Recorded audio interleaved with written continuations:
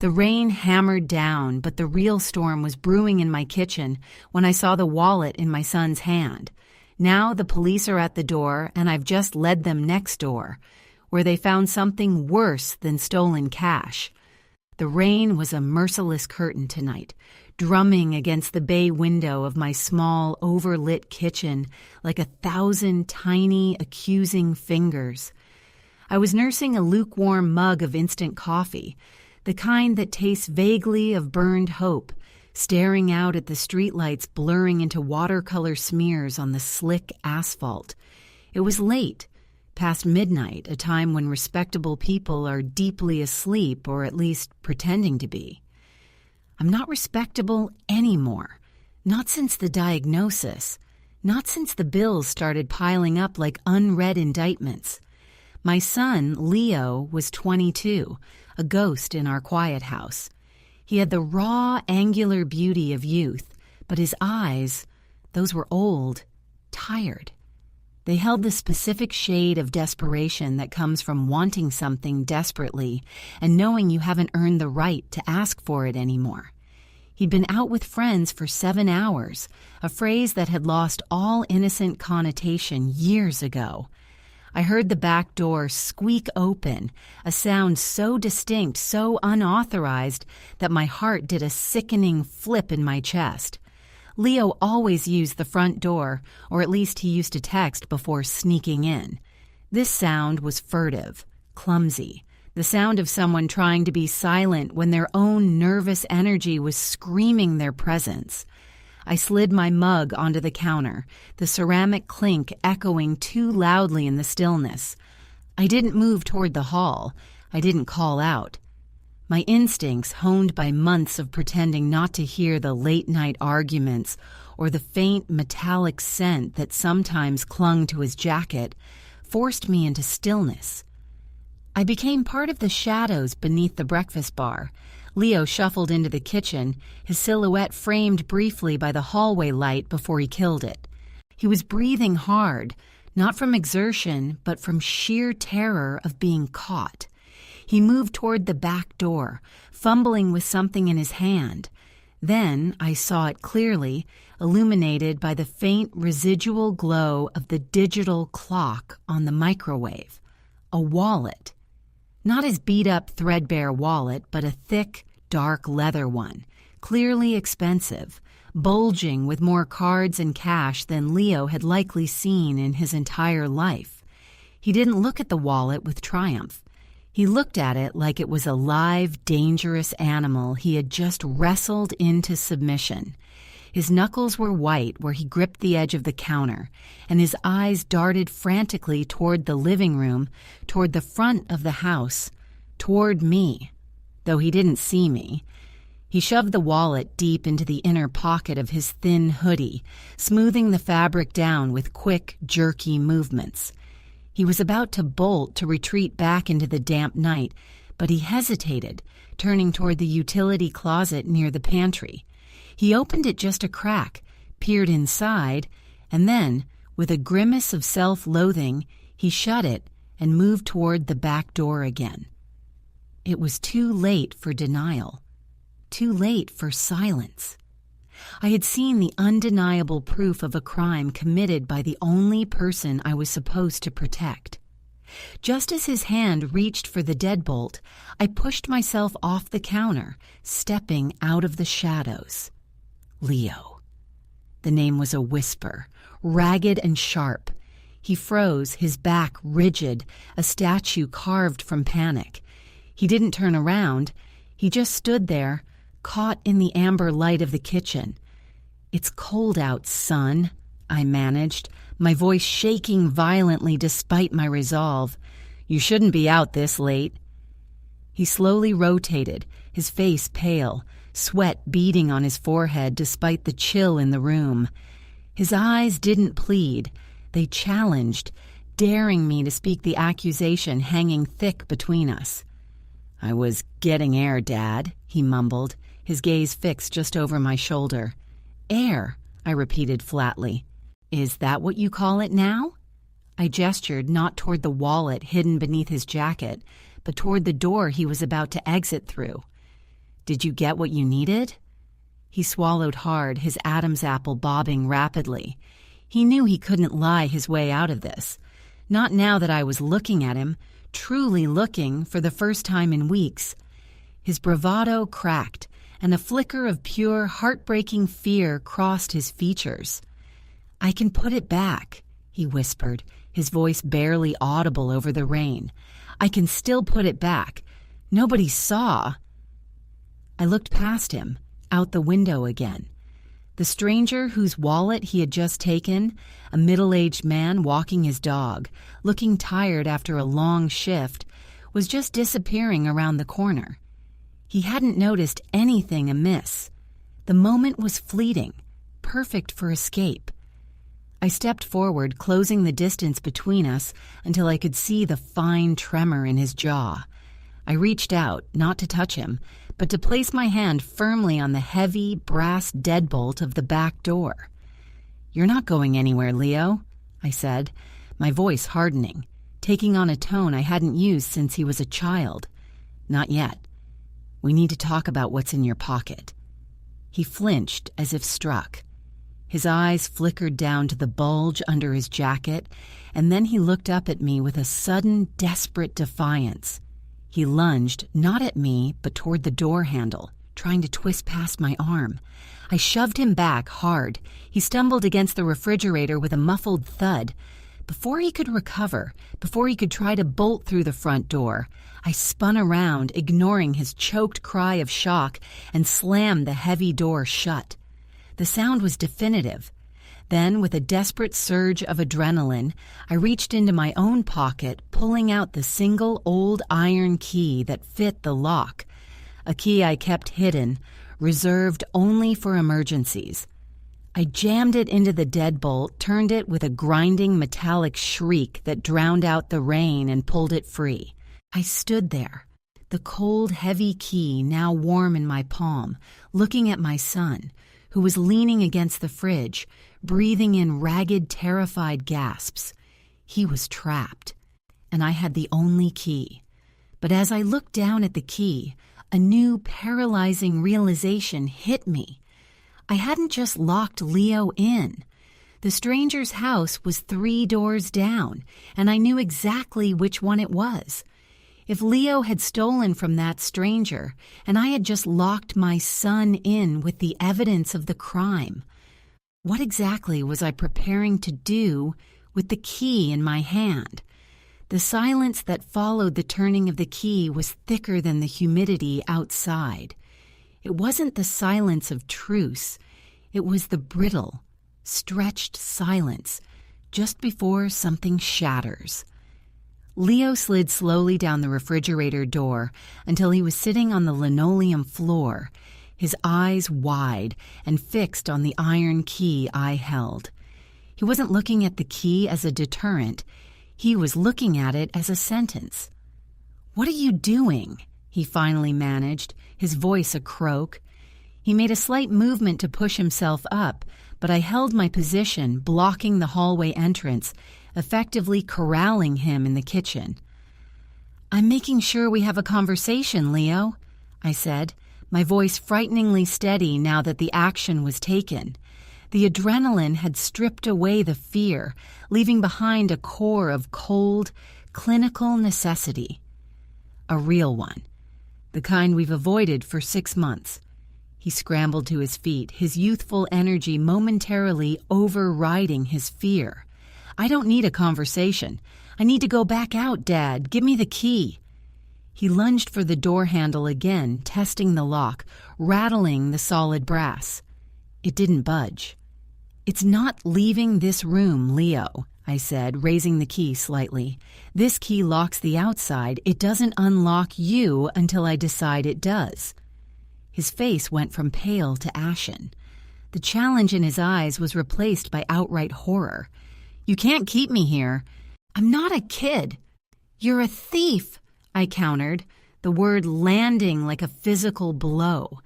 "And whether you're 22 or 42, if you steal from a neighbor, you deal with the consequences immediately.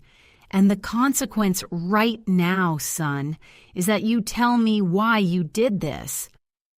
I watched the calculation flicker behind his eyes. He assessed the situation.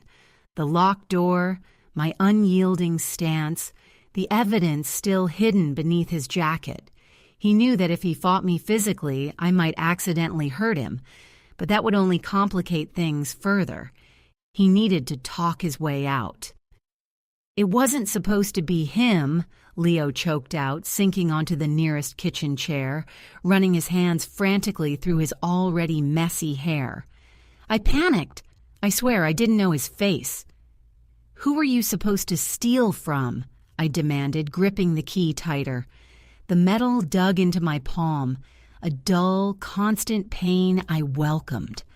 Leo looked up, and for the first time I saw genuine tears welling in his eyes.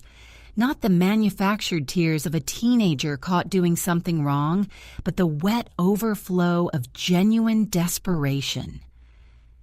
"The house on Willow Creek, the one with the blue door. They keep their spare key under the ceramic gnome." My blood ran cold. Willow Creek. That was Mrs. Henderson's house. The sweet, elderly widow who brought us cookies every Christmas, who used to give Leo $20 just for taking in her recycling bins. "Mrs. Henderson?" I whispered, the shock momentarily paralyzing my voice. "No, not hers. It was the house next to hers, the one that's been empty for months," Leo rushed to clarify, seizing on my momentary hesitation. "Except it wasn't empty tonight. I thought they were out of town. The lights were off, but the car was gone. I needed the cash, Dad. I needed it yesterday. I saw the gnome. I knew the routine. I panicked when I realized someone was home, but I already had the key, and the wallet was right there on the hall table. It was just too easy." I stared at him, absorbing the proximity of the disaster. Willow Creek was right at the end of our street. If Mrs. Henderson had looked out her window at the wrong moment— "What house is next to hers, Leo?" I asked, my voice dangerously quiet. I knew the answer, but I needed him to say it. He avoided my gaze, looking miserably at the worn pattern on the floor. "It's the Millers. The Millers moved out 6 months ago, Dad. It's empty." "No, it's not," I corrected him, stepping closer. "The Millers sold it 3 weeks ago, to the new family, the ones who just started remodeling, the ones who have a dog that barks constantly when the mail comes." Leo's head snapped up, his eyes wide with dawning terror. He remembered the dog. He remembered the sound of the man's heavy footsteps, the sound that had sent him running out the back door with the stolen loot, straight back to our house. "The man whose wallet I took, he wasn't the owner," Leo stammered, his voice cracking under the weight of the new information. He was walking their dog.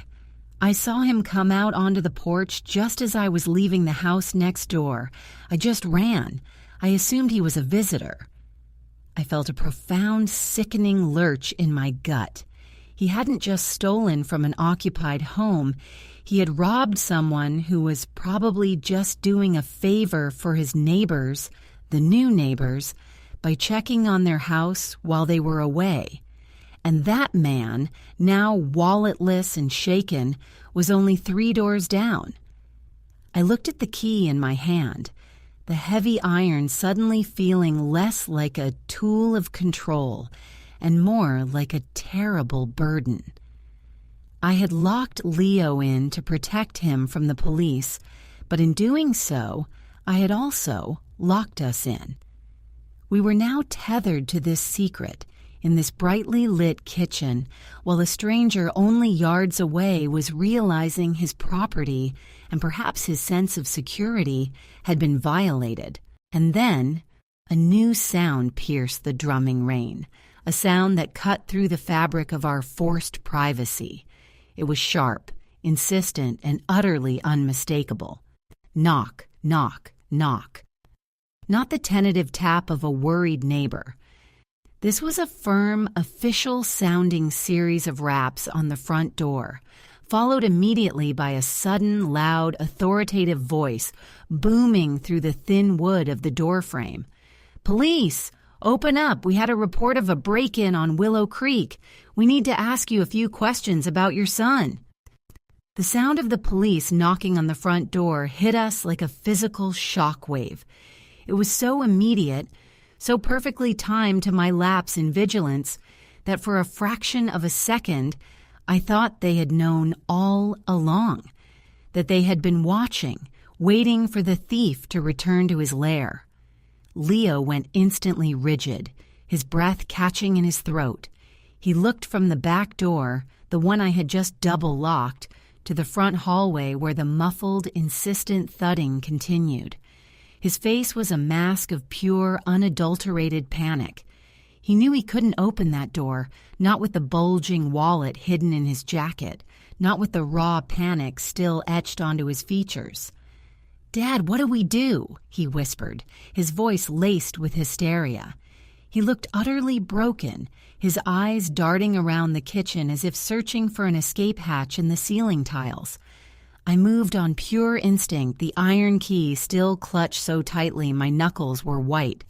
I shoved it into my jeans pocket. The heavy brass deadbolt on the back door mocked us with its silence. We were sealed in. "Stay quiet," I commanded, moving toward the hallway entrance, trying to project a calm I absolutely did not feel. I reached the threshold just as the officers outside tried a different tactic.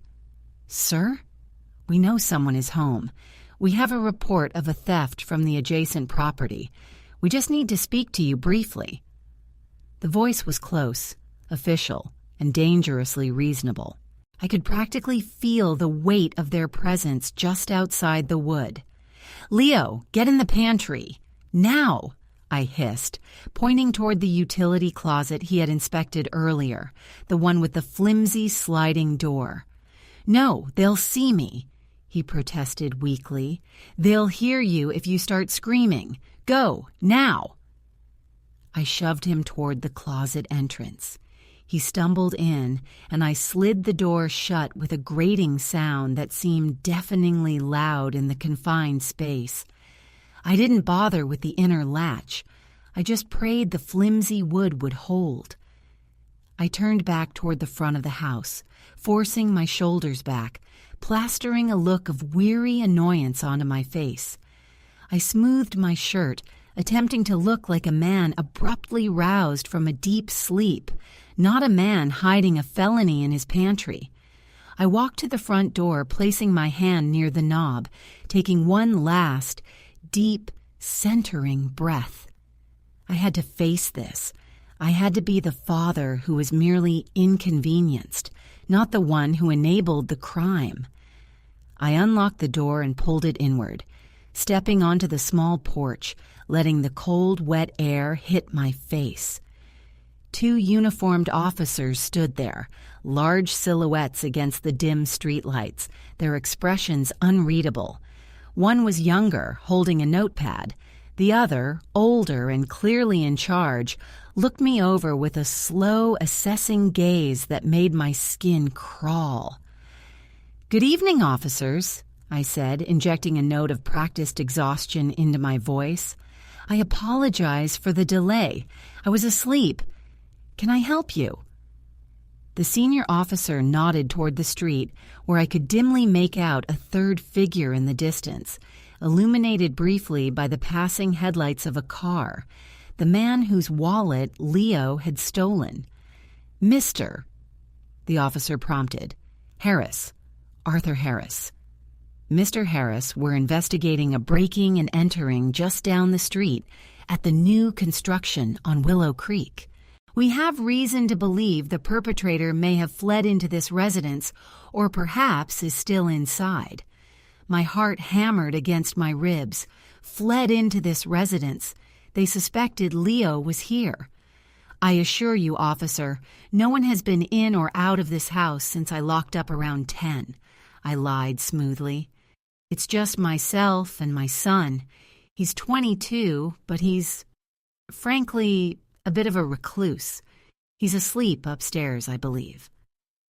Upstairs. I had just shoved him into the pantry downstairs. A critical, terrible distinction. The younger officer cleared his throat and stepped forward slightly, holding up his notepad. "We received a call from a resident nearby, the man whose wallet was taken. He stated that as he was walking his dog, he saw someone fleeing your property moments after the theft, heading directly into your backyard. He couldn't see them clearly, but he described a jacket matching what your son was last seen wearing." The rain seemed to stop, leaving a ringing silence where its noise had been. They had seen Leo flee into the backyard, which meant they assumed he'd scaled the fence and run off.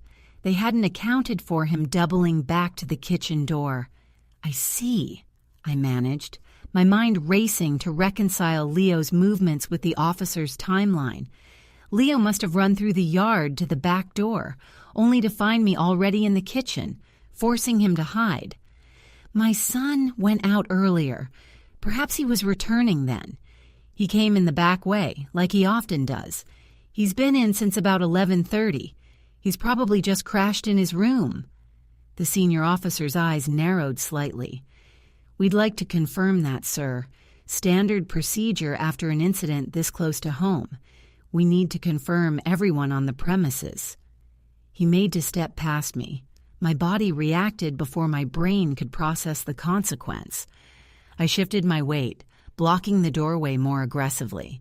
"With all due respect, officer, I'm not comfortable with you entering my home without a warrant," I said, my voice rising slightly, deliberately projecting the indignation of an innocent, protective father. "My son is asleep, and frankly, I need to dress properly before I invite law enforcement inside." The older officer took a step back, clearly annoyed, but respecting the boundary. "Understood, Mr. Harris. However, we need to run a preliminary check. We'll wait right here on the porch. If you could wake your son and bring him out in 5 minutes, we can clear this up quickly." He glanced pointedly at my pocket, where the heavy iron key was digging into my thigh.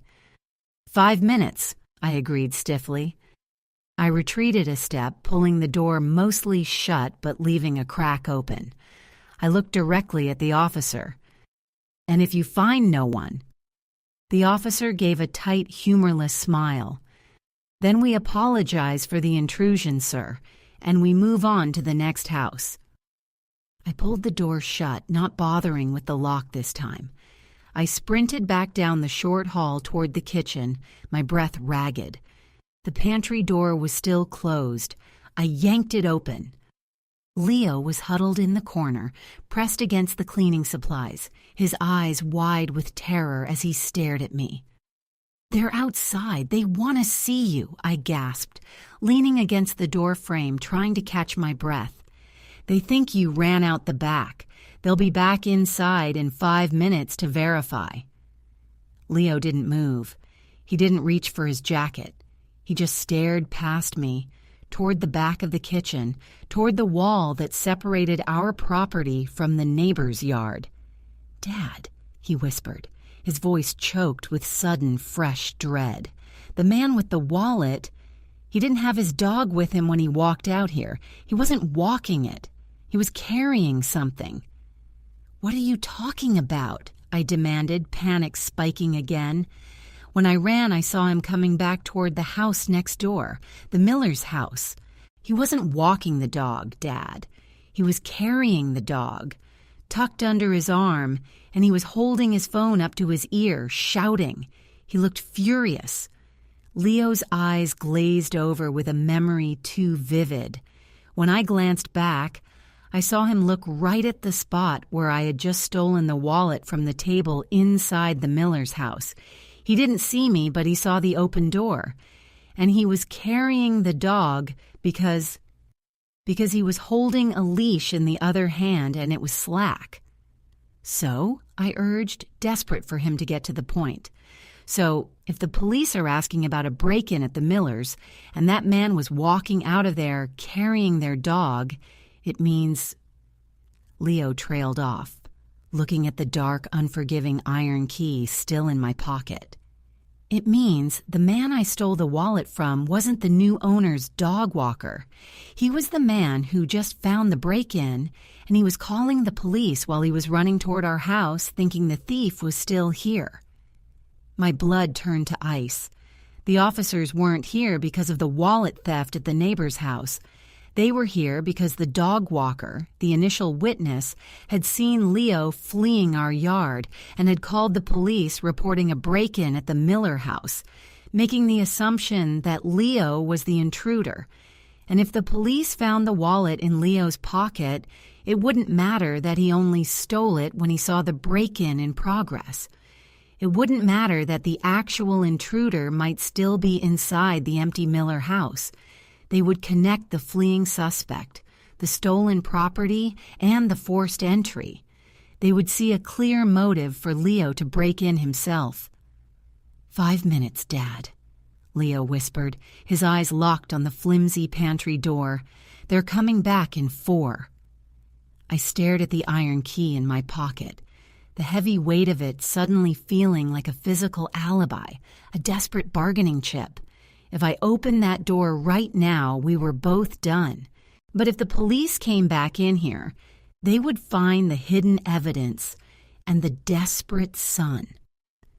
My mind flashed back to the layout of the Miller house, the empty, remodeled shell next door. If the dog walker had seen Leo fleeing and was now talking to the police on the porch. I looked down at the key in my hand, the key I used to lock Leo in, and I knew, with terrifying certainty, that the only way to keep the police from opening that pantry door was to give them something much bigger to look for next door. I stepped away from the pantry, leaving Leo trapped, and walked deliberately to the back door. I yanked the deadbolt open, ignoring the protesting screech of the metal. I pulled the door open just wide enough to slip through, stepping out into the cold, blinding rain, the iron key still in my hand, and looking directly at the dark, looming shape of the Miller house next door. If the police were going to investigate a break-in, I decided, they were going to find a break-in, and I knew exactly where the intruder, the real one, might have left something behind. I gripped the key, not as a key anymore, but as a small, heavy tool, and started moving toward the dark, unlocked back door of the house next door, fully intending to be seen by the officers still waiting on my front porch. The rain instantly plastered my shirt to my skin, the cold a shocking slap against the feverish heat of my adrenaline. I didn't look back at our house, didn't spare a thought for Leo huddled in the darkness of the pantry. My focus was entirely on the house next door, the Millers, the house where the real break-in had occurred, and the house where my son had been foolish enough to get caught in the crossfire. I moved with a jerky, unnatural speed, fueled by the desperate gamble I was making. I knew the 2 officers were watching my front door from the porch, waiting for me to produce my compliant 22-year-old recluse. They would see me leave my own property, moving toward the neighboring lot, and their suspicion, already firmly pointed at our residence, would intensify tenfold. I crossed the narrow, wet strip of lawn separating our properties. The Miller house was a dark, imposing rectangle, silent save for the drumming rain. I didn't bother with stealth. I needed to be visible. I needed the diversion. I reached their back porch, which was slightly elevated. The door was slightly ajar, just as Leo had implied, held open perhaps by the force of the initial entry or the wind. I paused on the threshold, holding the heavy iron key loosely in my right hand. It was utterly useless here. It belonged to my deadbolt, but it was a physical object, a focal point for my impending deception. I took a deep breath, then deliberately kicked the back door fully open. The resulting sound was a heavy, hollow thud that echoed unnervingly in the abandoned structure. "Police!" I roared, pitching my voice loud enough to carry back to my own front porch where the officers were stationed. "I found the entry point. The suspect. He's still in here." From the distance across the 2 small yards, I heard a sudden sharp shout, followed by the sound of heavy running footsteps, the officers abandoning their watch on my porch to investigate the perceived active crime scene next door. I plunged into the darkness of the Miller house. It smelled sharply of dust, wet drywall, and fresh sawdust, the scent of an unfinished renovation. The main floor was stripped down to studs in places, covered in white protective sheeting. It was a labyrinth of shadows and sharp angles. I moved toward the center of the house, kicking aside a stray roll of insulation. I needed something, anything, to solidify my narrative of an active intruder, something more convincing than just an open door. My eyes scanned the exposed beams, looking for any sign of disturbance that Leo couldn't have made moments before. Then I saw it. Near the makeshift kitchen area where a large cabinet had been ripped from the wall, a length of heavy-gauge copper wire had been cleanly cut, the end shimmering faintly in the meager light filtering through the sheeting. A professional job, not the hasty grab of a panicked thief looking for a wallet. I crouched down, picking up the severed wire. This wasn't Leo. This was someone looking for specific materials, or perhaps someone who had been interrupted mid-theft of expensive wiring. Just as I registered the weight of the wire in my hand, I heard the heavy tread of boots on the wooden porch outside. The officers had arrived. "Police, stop right there, hands where we can see them," the senior officer barked, his voice amplified by the hollow rooms. I didn't move.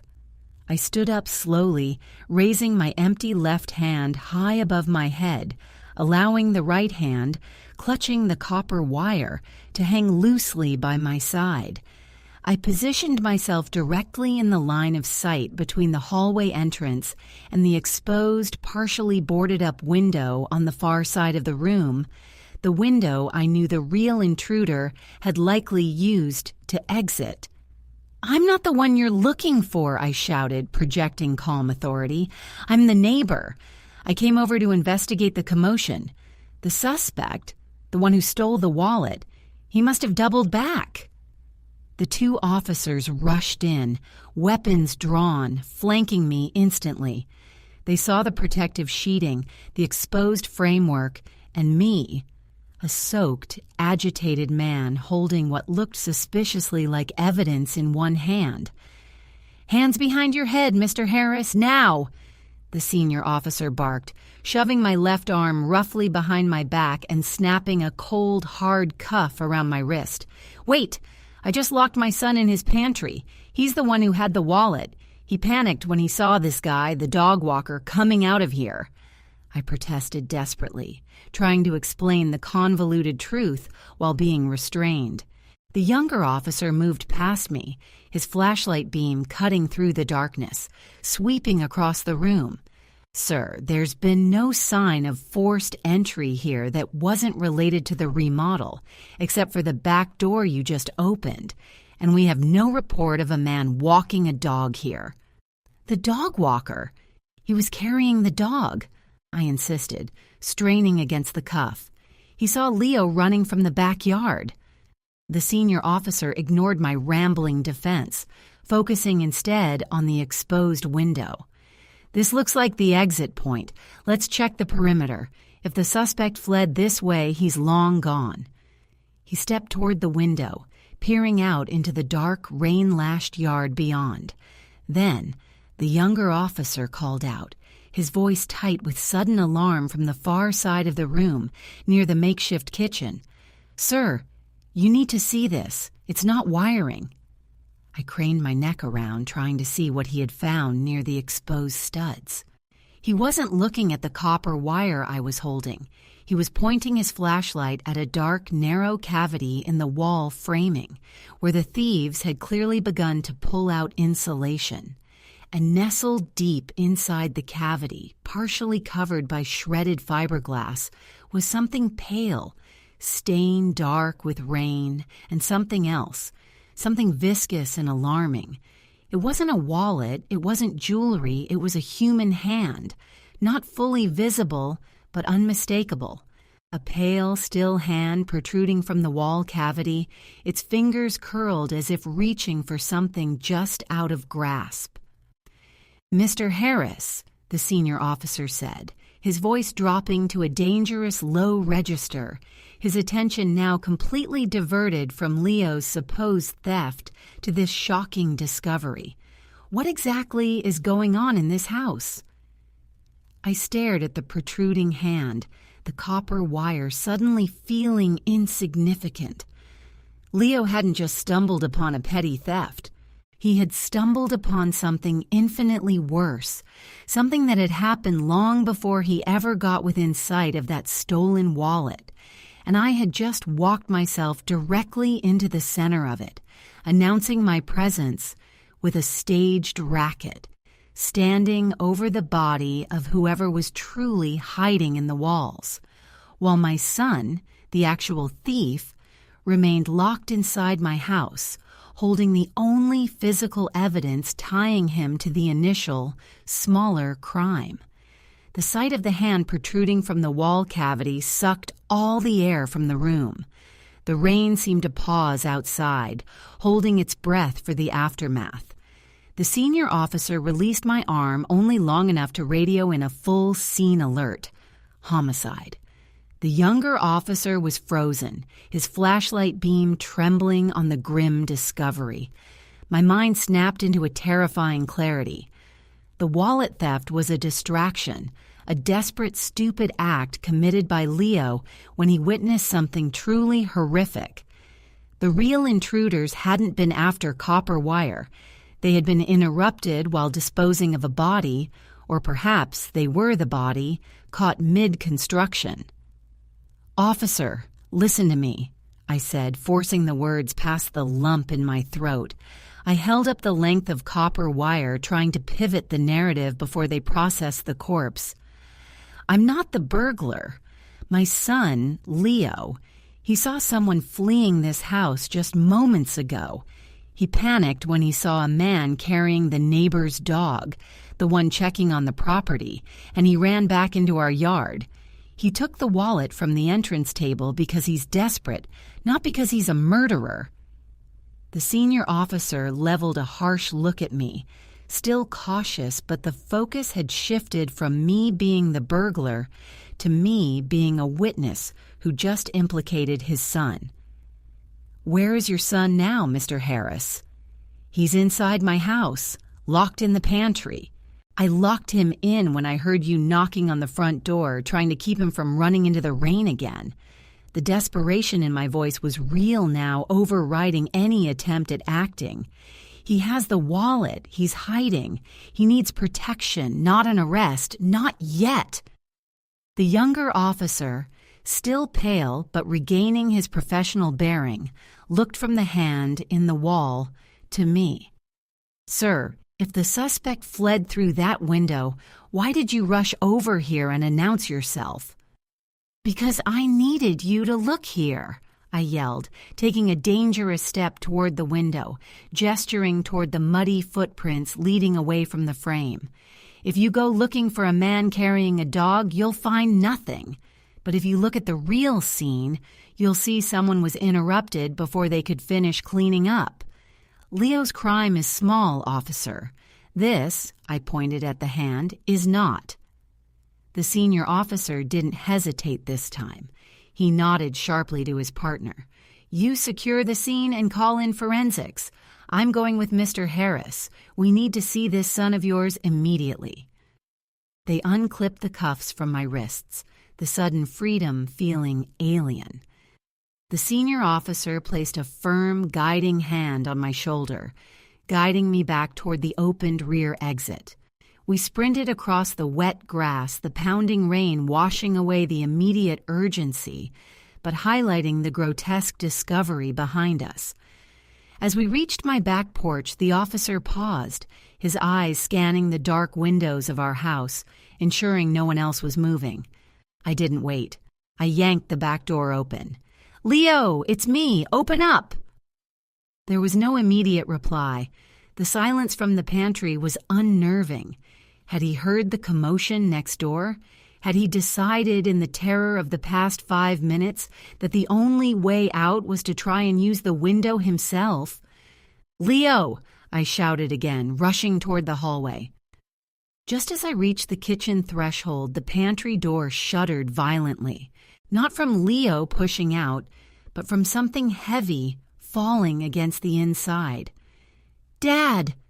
A muffled, choked scream erupted from the small space. "The wallet! It fell out! It's on the floor!" I dove toward the pantry, the officer close behind me, flashlight beam blinding. I threw the flimsy sliding door wide open. Leo was crumpled on the floor, breathing in shallow, painful bursts. The wallet, the expensive, dark leather wallet, lay a foot away from his outstretched hand. He hadn't been trying to escape. He had clearly suffered a panic attack, knocking himself against the interior wall. The senior officer didn't even look at Leo. His flashlight beam immediately locked onto the wallet on the floor, then swung over to Leo's jacket lying discarded near the refrigerator, and finally settled on me, the father who had locked the thief in the closet and then sprinted to stage a crime scene next door. "Mr. Harris," the officer said, his voice devoid of emotion, all camaraderie gone. He gestured toward Leo, who was now openly weeping on the floor. "You need to stand away from your son. You are now being detained as an accessory to theft and obstruction of a homicide investigation."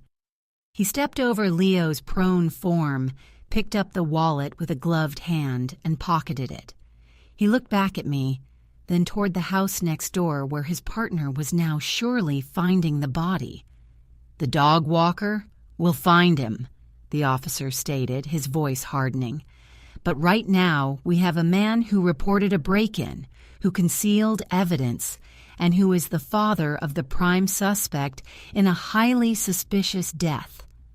He turned to draw his handcuffs again, but before he could snap the cold metal around my wrists, Leo lifted his head from the floor, his face streaked with tears and fear, and spoke one last devastating sentence.